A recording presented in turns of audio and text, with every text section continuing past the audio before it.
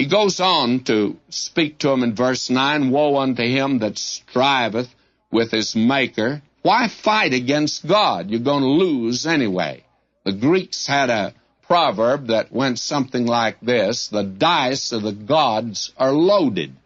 And that's exactly what God says in His Word. God says, don't gamble with me. Don't strive with me. Don't think that you can fight me. Settle your case out of court, as we've already seen in this book. Come now and let us reason together, saith the Lord. Though your sins be as scarlet, they shall be white as snow. Though they be red like crimson, they shall be as wool. God says, don't strive with me. You're going to lose. Don't gamble with me, because when I roll the dice, they're loaded. I know exactly how they're coming up, and you don't. So don't gamble with me. I can tell you, you're going to lose. My, this is tremendous. Now, the Lord moves on, makes some other claims. Verse 12, He says, I have made the earth. I created man upon it. Even my hands have stretched out the heavens, and all their hosts have I commanded. One thing here that's interesting. God says, I stretched out the heavens.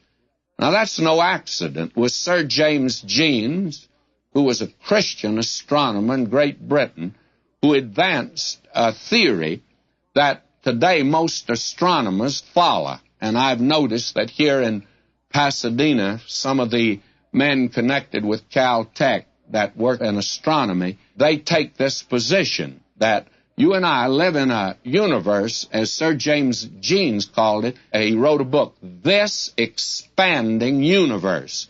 Gets bigger every minute. These planets and worlds and galactic systems are all moving out away from each other. God says, I stretched out the heavens. That's the way He did it.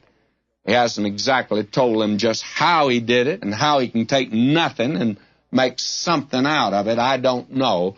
But I don't care what theory that you adopt. If it's evolution, you have to move back to a place where there's nothing and then there's something. And if you tell me how nothing becomes something, then I'll listen to you. Until you can answer that, then you can talk about tadpoles and monkeys all you want to, and I'll just sit there and smile at you because I'm a skeptic. I don't believe you.